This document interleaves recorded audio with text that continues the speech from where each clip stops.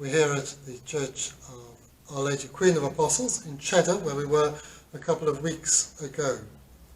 This time we're not at the front of the church looking at the statue of Our Lady, but rather we're at the back of the church on the epistle side. Now, if you come to Cheddar all the time, you may know this very well, but even if you do, sometimes we can come to church day after day, week after week, and we don't really look around and see what there is. Here we have one of the two carvings that we have in this church by a monk of Downside, Dom Hubert van Zeller. In his day, he was a famous sculptor. By the time he'd carved the two statues here, they were his last works. In fact, one of the Sacred Heart that we're going to look at in a moment was completed the day before he died. Dom Hubert was born in 1905, and throughout his long life, he produced these great works of art. I have to say that the ones here are not his finest works, but they have an importance because they are his last, and important as well because they are made by hands which have known life. The image of the Sacred Heart was given to us, the visions of the 17th century nun, St. Margaret Mary Alacoque. As a young girl, she joined the Visitation Sisters and spent her life in Paray-le-Monial. There, the Lord revealed to her these images of himself, and in this, he pointed to his heart.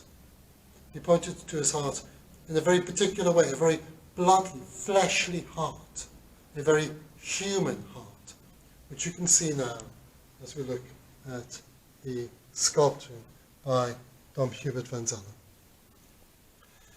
Here we can see that the heart is the center of this image. And it is something which in this image our Lord is surrounding by his hands. There is no doubt that the focus, the point of this image is our Lord's heart, his sacred heart, his human heart, that created part of him. And this was an essential part of what our Lord was doing by revealing these images of this part of himself to St. Margaret Mary Alacoque. At this time in France there was a movement called Jansenism. It was an interpretation of Christianity which was very severe, very strict. It emphasized the judgment of God to downplay our Lord's mercy. The two always have to go together, mercy and judgment. But Jansenism stressed the judgment of God. It was a frightening interpretation of Christianity. What hope could we possibly have to be able to gain salvation as we were such sinners? And yet the Lord, knowing that this heresy was there, knowing that it was destroying the faith of people, then he revealed these visions of his Sacred Heart to this nun, Margaret Mary Alacoque. And in it he points to this very human part of himself, his heart. How do we use the term heart now? You can be heartbroken. Your heart can be broken out of love, out of sadness.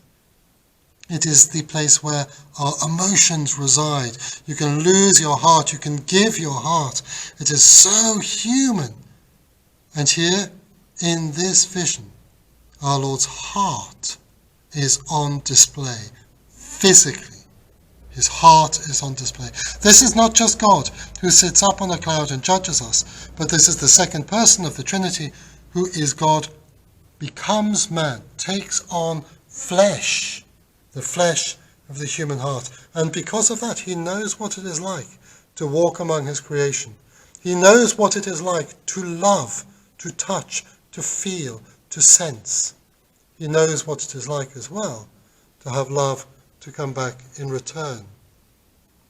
We can never forget that in these images which God reveals to his saints, that they're here for our edification, to teach us. To teach us, yes, that God is our judge, but God is a merciful judge. God is a loving judge. God is a judge who knows our weaknesses, knows our failings, knows temptation. He never gave in to it, of course, and temptation didn't touch him, but he saw those around him with the eyes of his body, being tempted as we are, some sinning as we do.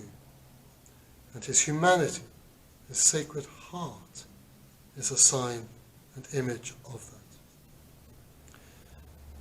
This element of God's love for us means that the one who hangs and dies on the cross is God fully man, not God as a charade, taking on a human flesh as if he were out for a day, but rather God who knows what it is to enter into his creation, to enter into our human condition, to love us completely, not just with his divine love, but with his human love as well.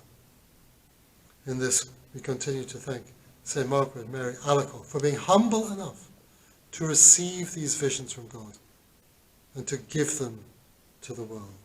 May St. Margaret Mary Alacoque pray for us.